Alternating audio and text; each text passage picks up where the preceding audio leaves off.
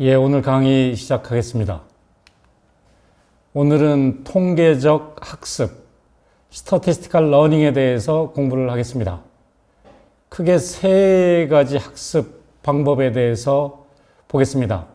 Supervised Learning, Unsupervised Learning, 그리고 Reinforcement Learning입니다. 우리말로 표현하면 지도학습, 비지도학습, 그리고 강화학습입니다. 예를 들어서 말씀드리면 어떤 개개인의 특성 X라는 게 있을 때 해당 개인이 물건을 구매했는지 안 했는지 이런 데에 대해서 기업 같으면 관심이 있을 겁니다.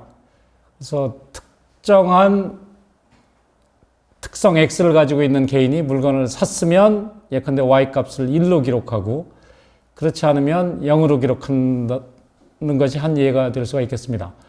아니면 X라는 것이 교육 수준, 지역, 성별, 나이 이런 것을 나타내는 특성일 때 Y 값이 그런 특성을 가진 사람의 소득이 될 수도 있겠습니다. 아무튼 X, Y 쌍이 다 있는 상태에서 둘의 관계를 통계적으로 배워나가는 것이 Supervised Learning이라고 한다면 Unsupervised Learning이라고 하는 것은 개개인의 특성들만 모아놓은 자료입니다. 해당 개인의 소득이 얼마인지, 물건을 구매했는지 그 Y값은 존재하지 않는 상황입니다.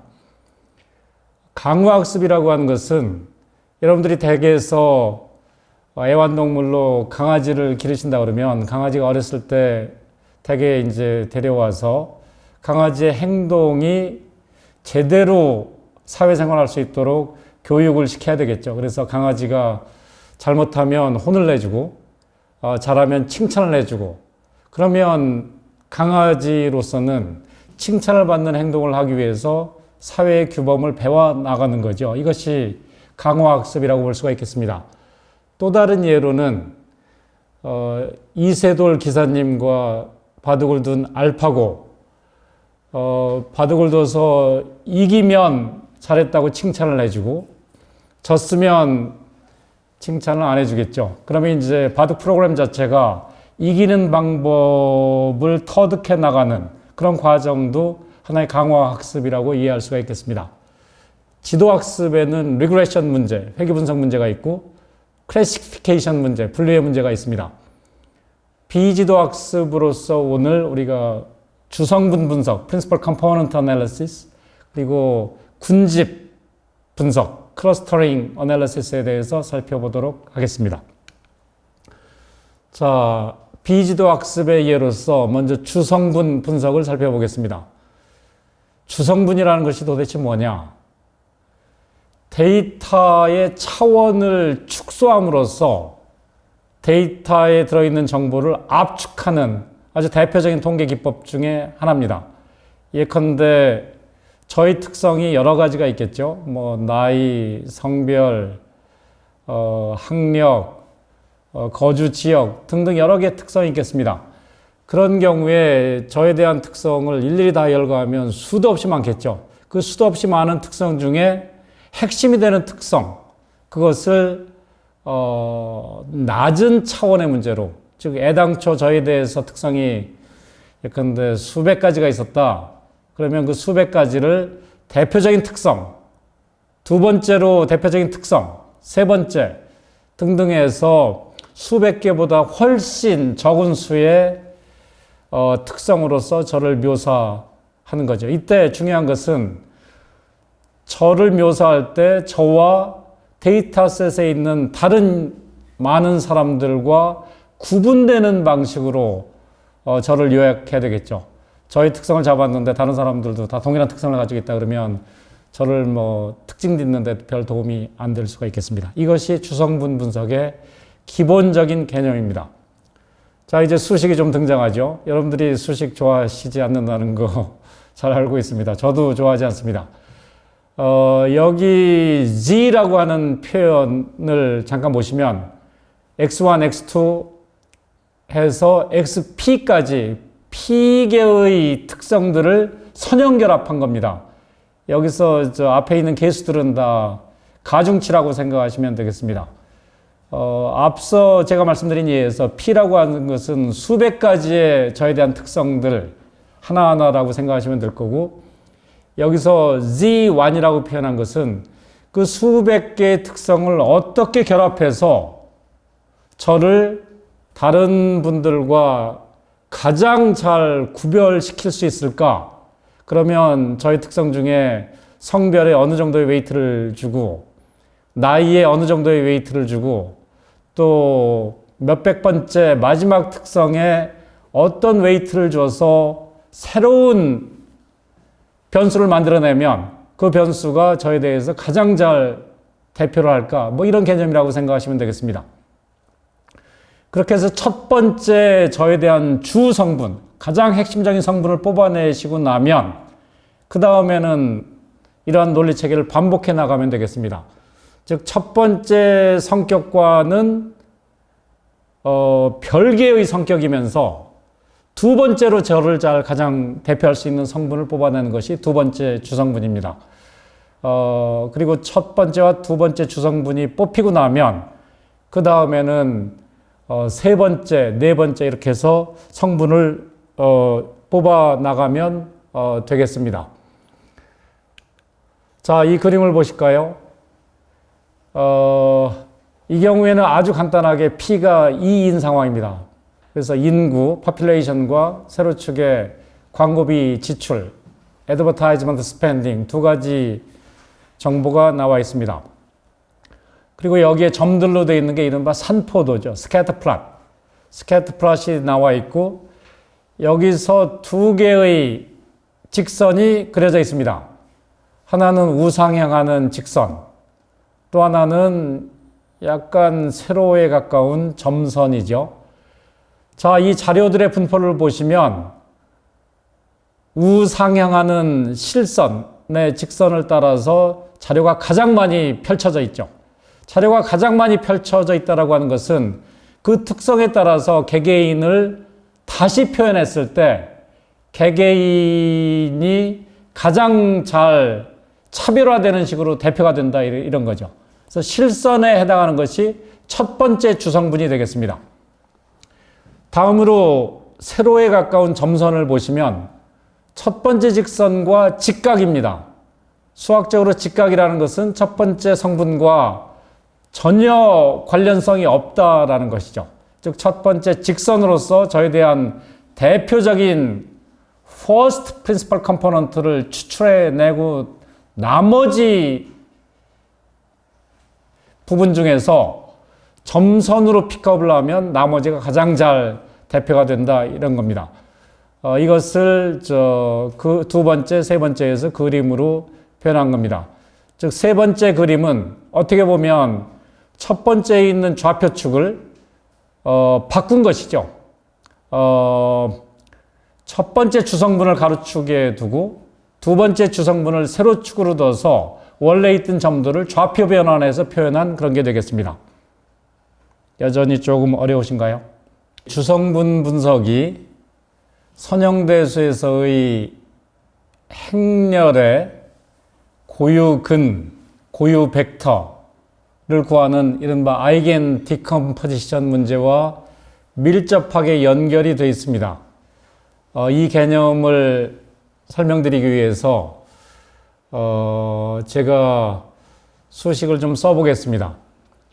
자, 지금까지 드린 말씀을 조금 먼저 상기를 해보시면 여러 가지 특성들이 굉장히 많을 때 그 특성들을 선형결합해서 가장 대표적인 첫 번째 특성, 두 번째 특성, 세 번째 이렇게 해서 원래 몇백 개 되는 특성을 적은 수의 특성 조합으로 다시 표현해보자. 이것이 주성분 분석의 기본 개념이었죠. 그리고 이때 중요한 개념이 나를 남과 가장 차별화하는 특성을 찾아내는 거죠. 기껏 저를 묘사했는데 남들하고 다 똑같은 성격이면, 그리고 별 차이 안 나는 성격이면 의미가 없겠죠. 그렇기 때문에 가장 데이터셋, 집단에 있는 개체들을 가장 차별화되도록 표현하는 선형결합을 찾는 거겠습니다. 지금까지 드린 말씀을 수식으로 표현하면 이런 겁니다. 첫 번째 특성 x1, 두 번째 특성 x2, 몇백 번째 특성 xp라고 표현하죠. 일반화를 위해서.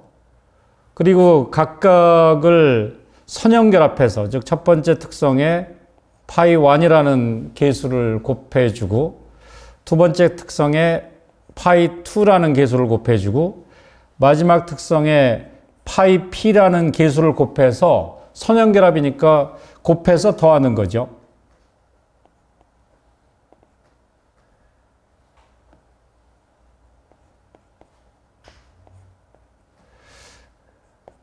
예, 이렇게 해서 표현된 것을 우리가 아까 첫 번째 주성분 G1이라고 불렀죠.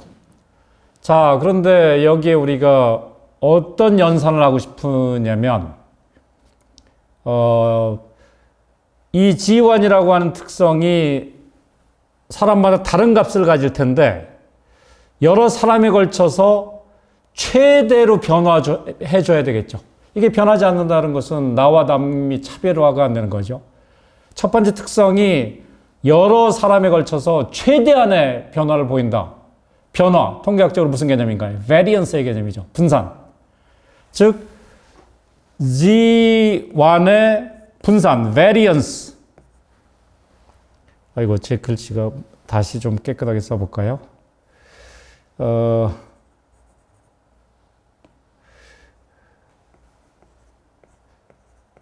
G1의 분산이 최대화가 되도록 우리는 선형결합을 선택하는 거죠. 선형결합을 선택한다는 것은 x1, x2, xp라고 하는 특성들의 관측치가 주어진 상태에서 그 계수들을 선택하는 거죠. 즉 파이1, 파이2, 파이p라고 하는 계수들을 선택하는 문제겠습니다. 선택하는데 어떻게 선택하느냐? 그 선형결합이 최대의 베리언스를 갖도록. 자, 이쯤 된 상태에서 다시 여러분들이 배우셨을 수도 있고 안 배우셨으면 오늘 수업 끝나고 바로 스스로 자습을 하시면 될 것 같습니다. 이 선형결합은 즉 G1이라고 하는 선형결합은 x파이라고 표현할 수가 있겠습니다. 여기서 x라고 하는 것은 x1, x2, xp라고 하는 원래의 특성들을 concatenate 이렇게 나열해 놓은 것이라고 생각하시면 되겠습니다.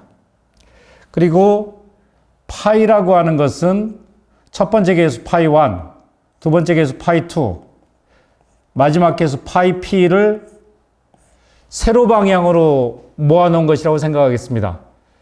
여러분들 저한테 항의하실 수 있을 것 같아요. 왜 하나는 가로로 모아놓고 왜 파이는 세로로 모아놨느냐? 예, 그 이유는 둘을 매트릭스 벡터 곱하는 게 잘 정의되도록 하기 위해서 이렇게 순서를 정해서 나열해 놓은 거고, 그 이상에 대한 것은 제가 여기서 설명드리면 시간이 너무 길어지니까 여러분들이 자습하시기 바랍니다. 자, 이렇게 표현해 놓으면 우리가 G1의 분산이라고 하는 것은 바로 G1이라는 것이 x파이가 되니까 x파이의 분산이 되고, 이것은 x파이, x의 선형결합의 분산.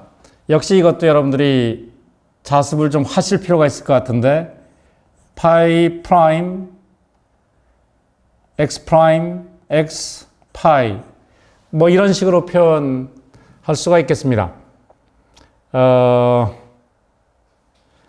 자, 그리고 이 분산을 최대화하고 싶은데 이때 제약을 가할 필요가 있겠습니다. 제약을 가할 필요가 있는 것은 파이 프라임 파이가 1이다. 즉 파이라는 벡터가 길이가 1만큼 갖는다라는 제약이 필요하겠습니다. 왜 그러냐면 이런 제약이 없다라 그러면 여기 보시는 분산을 최대화하는 방법은 파이를 뭐 엄청나게 큰 값을 주면 당연히 분산이 커지겠죠. 그것은 굉장히 트리비얼하기 때문에 어떤 제약이 가해질 필요가 있겠습니다. 자, 그러면 이 문제라고 하는 것은 파이 프라임 파이가 1이라고 하는 제약하에서 Z1의 베리언스를 극대화하는 문제고 여러분들이 수학의 기본적인 개념을 배우면 이른바 라그랑지안 테크닉을 써서 이 문제를 풀 수가 있겠습니다. 그래서 maximize 파이 계수를 선택해서 뭐를 maximize 하냐면 파이 프라임 x 파이를 maximize 하는데 제약이 subject to 파이 프라임 파이 equal 1이라는 제약하에서 풀게 되고 이것에 해당하는 이른바 라그랑지안 펑션은 자, 지금 제가 하는 표현에 대해서 잘 모르시는 분은 수업 끝나고 자습하시면 됩니다. 아주 표준적인 수학 문제로서 라그랑지안 펑션은 목적함수 그리고 라그랑지안 코에피션트 람다라고 부를까요? 그리고 제약 제약하에서의 최적화 문제를 풀면 되겠고 이 라그랑지안 펑션을 우리가 최적화하고자 하는 계수 파이에 대해서 편미분을 하면 역시 이런 경우에 미분이 어떻게 되는지 이것도 여러분들이 자습하셔도 좋을 것 같습니다. 오늘 뭐 여러분들한테 자습 내는 게 너무 많아서 죄송하네요. 2 times x prime x pi minus 2 times lambda times pi 이렇게 되고 이것을 일계 조건 0으로 하는 문제를 풀면 바로 이 식으로부터 x prime x 파이는 람다 파이 이렇게 됩니다. 자, 이 식 x 프라임 x라고 하는 것이 매트릭스죠. 그 매트릭스 곱하기 어떤 벡터 파이 그것이 상수 람다 곱하기 파이 이런 식으로 되어 있죠. 이 문제가 여러분들이 선형대수를 공부하셨다 그러면 정확하게 어떤 문제냐면 람다라고 하는 것이 x 프라임 x라고 하는 매트릭스의 고유근이 되고요. 파이라고 하는 것이 람다에 해당되는 고유 벡터가 됩니다.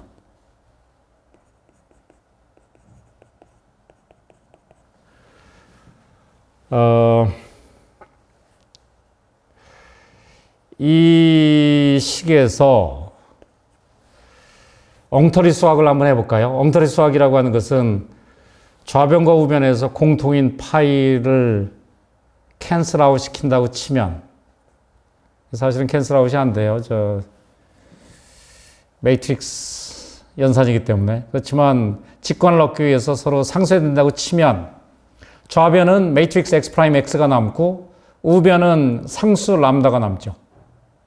매트릭스가 상수하고 같을 수가 없겠죠. 매트릭스는 등치가 크고 상수는 숫자 하나인데. 근데 이 직관이 굉장히 좋은 직관입니다. 매트릭스를 하나의 숫자로 표현해보자 이겁니다. 이게 고유근입니다.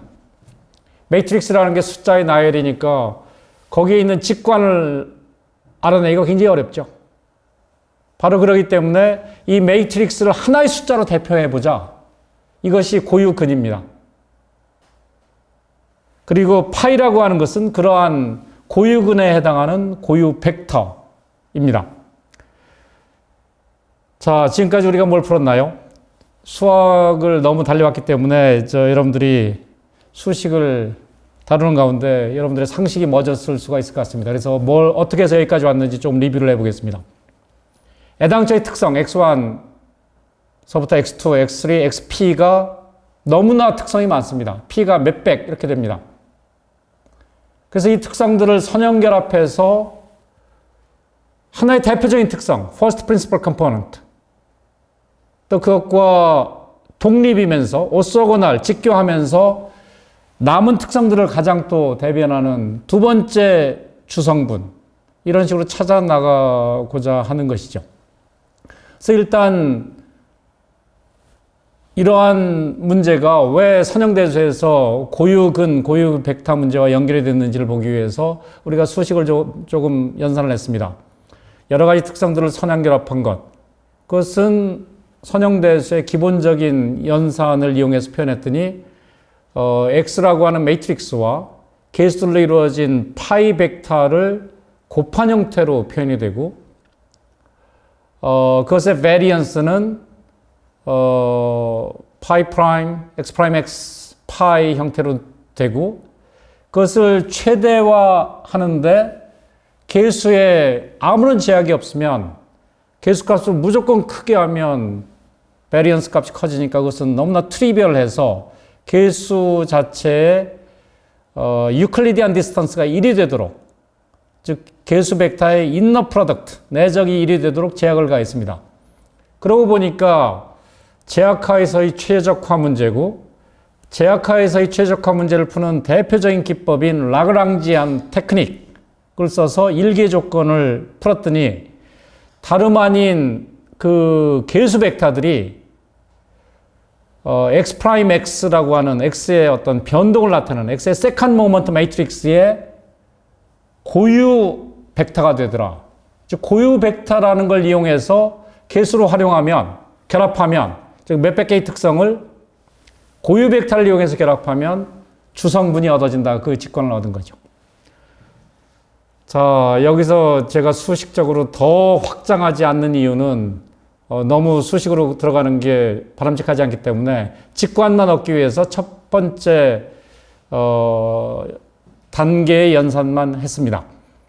자, 종합하면 x 프라임 x 매트릭스의 고유근을 구하고 그 고유근에 해당하는 고유 벡터를 구하면 그 고유 벡터가 바로 각각의 원래의 특성들 x1, x2, xp에 주어지는 개수값이 된다라는 것까지 얻게 됐습니다.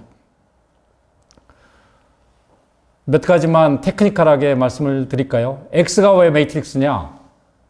x1, x2, xp 각각의 x들이 벡터입니다. 왜 벡터냐? 우리 데이터셋 내에 10,000명의 사람이 있다라 그러면 나이, 첫 번째 사람의 나이, 두 번째 사람의 나이, 10,000번째 사람의 나이에서 10,000개의 원소를 가지고 있는 벡터가 되는 거죠. 마찬가지로 성별도 해당되는 사람이 남성이면 1, 여성이면 0이라고 표현했을 때 결국 1, 0으로 이루어진 10,000개의 원소를 갖게 됩니다. 그래서 각각의 x1, x2, xp가 벡터하고 그것들을 옆으로 나열해 놨기 때문에 전체는 매트릭스 형태가 됩니다. 조금 아쉬운 점이 있지만 수학적 완벽성을 추구하는 것보다 이 정도로 웜업을 한 상태로 넘어가겠습니다. 지금까지 공부했던 그 주성분 분석, 크게 보면 비지도학습의 한 방식이었죠. 이제는 또 다른 비지도학습의 방법인 군집 분석, 클러스터링 어널리시스에 대해서 공부해 보겠습니다. 개개인의 특성 X라고 하는 관측치를 가지고 집단을 분류하는 거죠. 모든 과학에서 집단을 분류하는 기본 개념은 집단 간에는 차별화가 되고 집단 내에서는 동질적이 되도록 집단을 분류하는 게 가장 좋은 방법이죠. 영어로 표현하면 between group variation을 maximize하고 within group variation은 최소화하는 거죠. 동네 골목에서 과일 파시는 할머니께서도 클러스터링 분석을 하시는 거죠.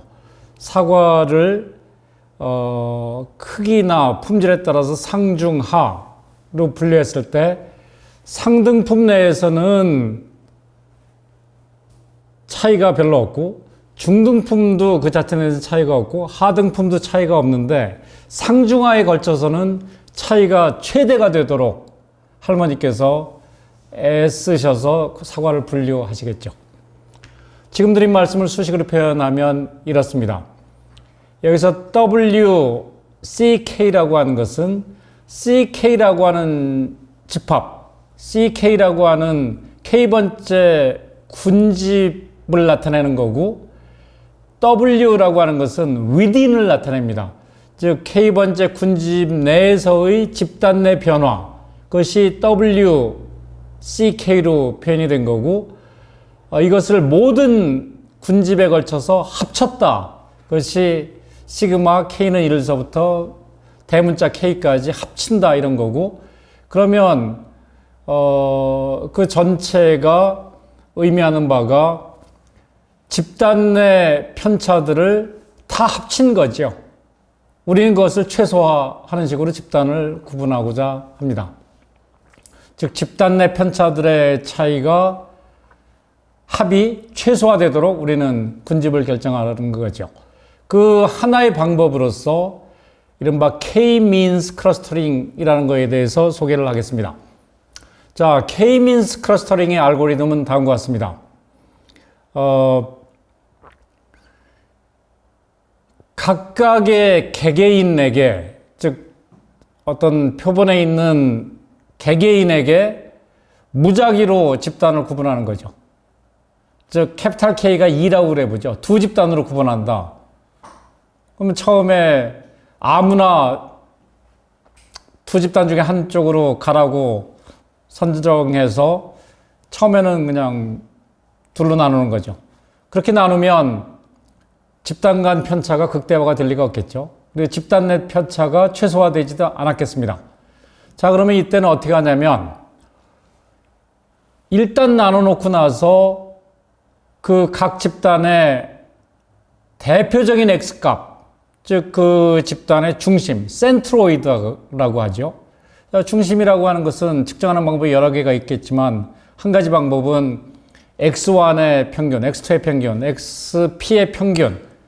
다만 그 평균을 구할 때 집단에 속한 사람들에 걸쳐서만 평균을 취해서 그러한 평균들로 이루어진 점을 그 집단의 클러스터 센트로이드, 클러스터 중심점이라고 잡으면 되겠습니다. 그러면 두 집단이 있는 경우에 두 개의 클러스터 센트로이드가 나오겠죠. 그럼 그 두 점으로부터 개개인까지의 거리를 다 계산할 수가 있겠습니다. 그럼 개인마다 내가 첫 번째 집단 중심에까지의 거리가 얼마인가, 두 번째 군집의 중심까지의 거리가 얼마인가, 그걸 계산해서 가까운 쪽으로 나를 재배분합니다. 두 번째 사람에 대해서도 마찬가지로 계산을 하면 됩니다. 그러면 두 집단으로 다시 분류가 되겠죠. 그럼 분류된 집단들을 이용해서 그 집단의 클러스터 센트로이드를 다시 계산하고 다시 계산된 두 개의 중심으로부터 개개인까지의 거리를 계산해서 개인별로 가까운 클러스터로 다시 재분류하고 이 작업을 더 이상의 변화가 없을 때까지 이터레이트, 반복하는 것입니다. 그러면 최종적으로 두 개의 군집으로 나눠지겠죠. 그래서 나눠졌을 때 같은 집단에 있는 사람들은 비교적 동질적이고 집단 간에는 차별화가 되는 식으로 집단이 나눠지겠습니다. 이때 조심해야 될 게 있습니다. 이 알고리즘이 앞서의 수식 문제에 대한 답이 될 수도 있고 안 될 수도 있겠습니다. 안 된다고 하는 것은 이 알고리즘에 따라서 집단을 분류했을 때 집단 내 편차들의 합이 최소화되지 않은 상태에서 대충 타협해서 더 이상 변화가 없는 균형으로 갈 수도 있다, 이런 말씀입니다. 바로 이런 이유 때문에 이 K-means clustering 알고리즘을 적용할 때는 처음 무작위로 둘로 나누는 시도를 여러 가지 방식으로 반복해서 그 최종 균형점으로 나눠진 집단 분류가 항상 같은 식으로 집단이 구분되는지, 만약에 다르게 구분된다 그러면 그 다른 몇 개의 분류 중에 어떤 분류가 집단 내 편차들의 합을 최소화하는지 추가적으로 확인하는, 그래서 제일 나은 분류를 찾는 추가적인 작업이 꼭 이어져야 하겠습니다. 두 번째로 또 드리고 싶은 말씀은, K가 제가 설명을 위해서 2인 경우로 예시를 냈는데 3개로 나누면 어떠냐, 4개로 나누면 어떠냐, 5개는 어떠냐, 당연히 그렇게 생각할 수가 있겠죠. 몇 개의 집단으로 나누는 게 비교적 합리적일까? 이 문제를 보기 위해서 가로축에는 집단의 개수, 세로축에는 앞서 계산한 이 최소화된 집단 내 베리에이션, 위딩 그룹 베리에이션의 합, 그것들을 표현하면 어떻게 되겠습니까? 집단의 개수가 늘어날수록 좀 더 사람들을, 비슷한 사람들끼리 모았으니까 집단 내 편차들의 합이 줄어들겠죠. 즉 가로축의 집단의 개수 K를 표현하고 세로축의 집단 내 편차들의 합을 표현하면 이것은 감소함수가 됩니다. 감소함수가 되는데 그림으로 표현해서 감소하는 방식이 급격히 감소하다가 그 이후에는 집단의 개수를 늘리더라도 집단 내 편차들의 합이 빠르게 감소하지 않는 바로 그 직전에서 최적의 개수를 선택합니다. 이것은 엄밀한 과학이라기보다 하나의 경험 법칙이겠습니다. Rule of Thumb.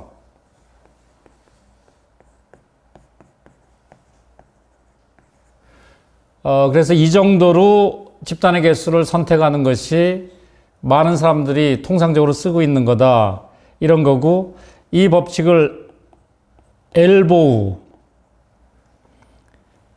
방식이라고 표현합니다. 이게 엘보라고 표현하는 이유는 제가 엘보를 이렇게 잡으면 이 그림하고 비슷하지 않습니까?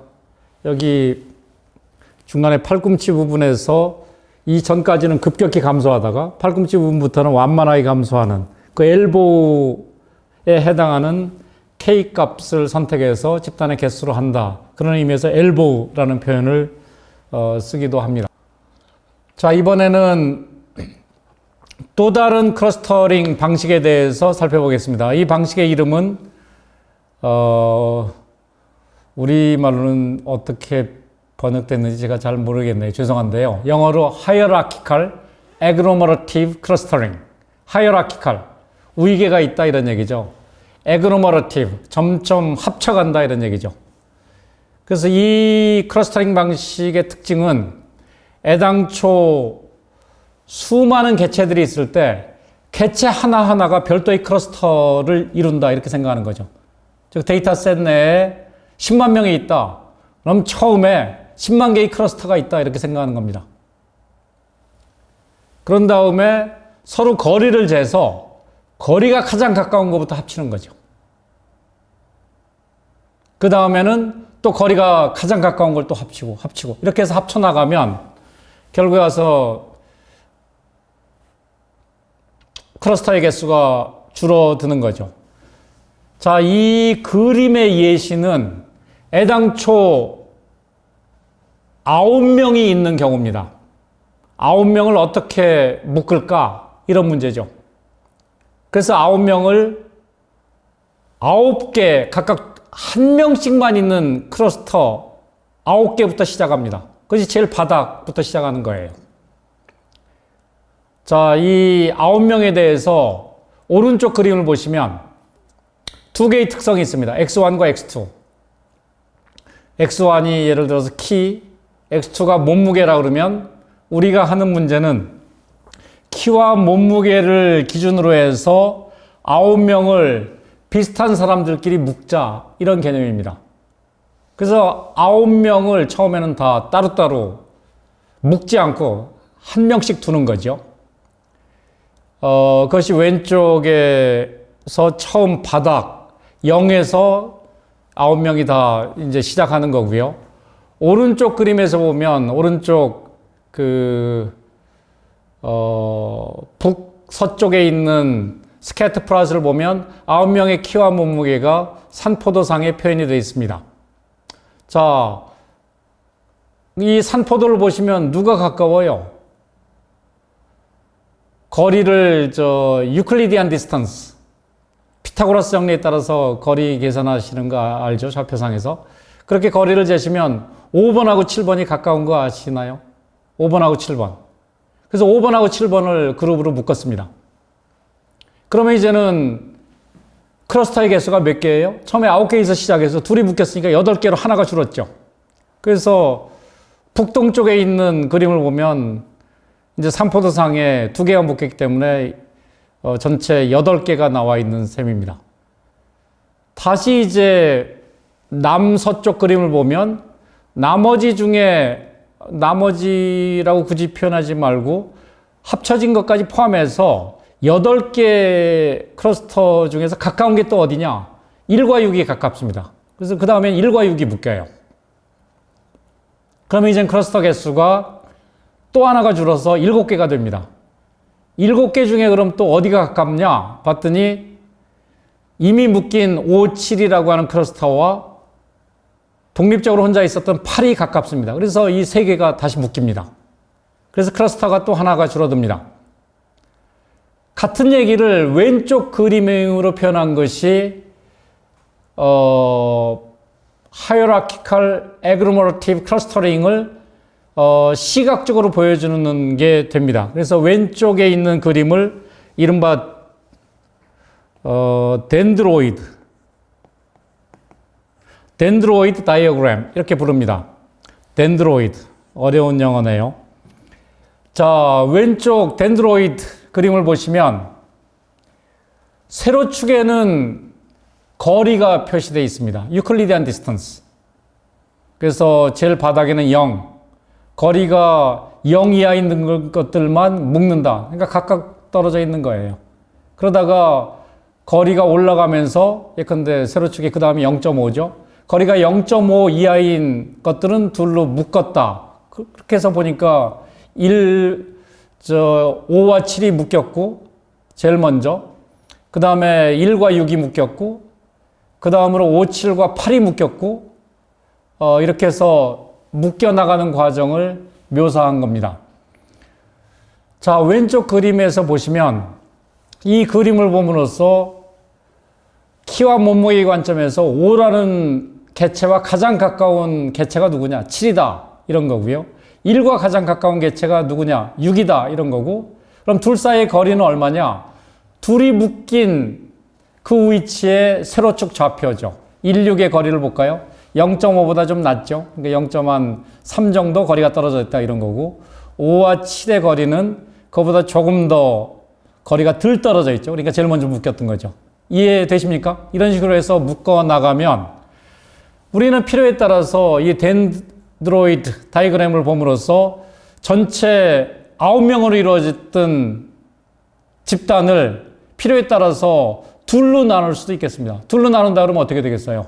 2개만 남겨놓으면 거리가 예를 들어서 2.5 이하면 다 같은 집단에 넣겠다 이런 얘기죠. 그렇게 했을 때는 이 9명이 첫 번째 왼쪽에 있는 것 3, 4, 1, 6이라고 하는 클러스터와 9, 2, 8, 5, 7이라고 하는 5명으로 이루어진 클러스터 둘로 나누어지는 거고요. 예컨대 이것을 1.5 정도 이하의 거리만 같은 집단에 놓고 1.5 이상의 거리는 다른 집단으로 보겠다 그러면 세로축 1.5에서 가로로 쫙 잘라보세요. 여러분들이 마음속으로 잘라보시면 어떻게 되냐면 왼쪽 1, 3, 4, 6 4명은 그대로 같은 집단을 유지하고 있고 오른쪽에는 9가 빠져나오겠죠. 9가 분리돼 나오고 나머지 5, 7, 8, 2는 같은 집단을 이루고 이런 식으로 해서 3개로 쪼개지고 이런 게임을 여러분들이 자유자재로 할 수가 있겠습니다. 몇 개의 클러스터를 원하느냐. 자, 이 경우에도 앞서 K-means 알고리즘에서 엘보우 방식을 썼던 것처럼 몇 개로 쪼개는 게 좋으냐. 여기에도 정답은 있을 수가 없겠습니다. 여러분들의 관점, 직관, 상식에 따라서 쪼개면 되겠어요. 자, 여기서 여러분 몇 개로 쪼개고 싶으세요? 한 2개 정도로 쪼개고 싶은가요? 예, 이 경우엔 2개 정도 쪼개고 싶습니다. 이 세로축이 한동안 집단이 안 합쳐지는 거기쯤에서 쪼개는 게 좋겠죠. 계속해서 변하는데 거기서 쪼개고 싶진 않겠죠. 거리가 조금 더 늘어감에 따라서 집단이 확확 바뀌는 그런 데서 쪼개고 싶지는 않은 거죠. 그러니까 목이 긴데 그런 데서 쪼개면 이 경우에는 한 2개 정도로 쪼개고 싶습니다. 뭐 직관이죠. 자, 이 알고리즘을 표현한 것 뿐입니다. 여러분들이 한번 보시면 될 것 같습니다. 자, 이제는 거리의 개념에 대해 소개를 해야 되겠습니다. 키와 몸무게라고 했을 때 거리, 2점 사이의 거리, 오른쪽에 산포도에서 2점 사이의 거리를 잴 때 한 점과 한 점의 거리를 재는 것은 간단하죠. 유클리디안 디스턴스로. 근데 얘를 볼까요? 5와 7이 들어있는 이 클러스터와 8이라고 하는 한 점의 거리는 어떻게 잴 거냐? 여러분 어떻게 재시겠어요? 8과 5의 7의 거리를 재는 방법은 8과 5의 거리를 재서 그게 8과 5, 7로 이루어진 클러스터의 거리다라고 하면 미니멈 디스턴스죠. 8과 5, 7로 이루어진 집단의 거리 중에서 가장 가까운 거리로 두 클러스터 사이의 거리를 재겠다. 아니면 8과 7의 거리를 재면 그것은 맥시멈 디스턴스입니다. 또 다른 방법은 8과 5의 거리 그리고 8과 7의 거리의 평균을 거리로 잴 수도 있겠죠. 자, 지금 3가지 개념을 말씀드렸는데 maximum distance, minimum distance, average distance 이 3가지 중에 여러분들 어느 걸 쓰시고 싶은 건가요? maximum, minimum, 아니면 average. 예, 요새 유행하는 단어 중에 표현 중에 그때그때 달라요. 예, 이 경우에도 그때그때 다릅니다. 수학이라고 하는 것은 하나의 도구입니다. 언제나 타당한 방식은 존재할 수가 없습니다. 이 경우에 분석 목적에 따라서 내가 왜 집단을 나누고 싶어 하냐? 그 분석 목적이 여러분들이 선택하는 수학적인 도구를 결정하게 됩니다. 어떤 경우에 맥시멈을 써서 거리를 재면 좋으냐? 예컨대 어떤 사교 클럽이 있을 때 멤버십을 어떻게 집단으로 나누냐 이런 문제라고 생각해 보세요. 그때 한 명이라도 이상한 사람이 들어와서 분위기 망치면 그런 집단하고는 안 합치는 게 좋다. 이런 생각이면 어떤 거리 개념인가요? 맥시멈 디스턴스죠. 그 거리가 한 명이라도 그럼 그 사람하고 나하고 거리가 굉장히 먼 거죠. 그 맥시멈, 그 한 명이 속한 집단하고는 나는 같이 하나의 클러스터로 통합하고 싶지 않다. 그런 경우에 맥시멈을 써야 되겠죠. 반대로 미니멈은 한 명이라도 연결이 되는 사람이 있으면 그 사람을 통해서 다 그 클럽 멤버들 다 소개해 준다. 그러니까 최소한 한 명이라도 가까운 사람이 있으면 그 사람 통해서 다 연결이 된다.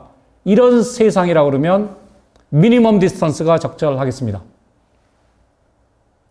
반대로 에버리지의 경우에는 마지막으로 에버리지의 경우에는 내가 두 집단이 합쳤을 때 평균적으로 두 집단이 얼마나 잘 섞이고 어울리고 믹싱 되는지 본다라 그러면 한 명 한 명이 만나서 전체적으로 거리가 작은 것이 좋을 테니까 average distance가 그래도 타당한 개념이지 않을까 이렇게 생각합니다.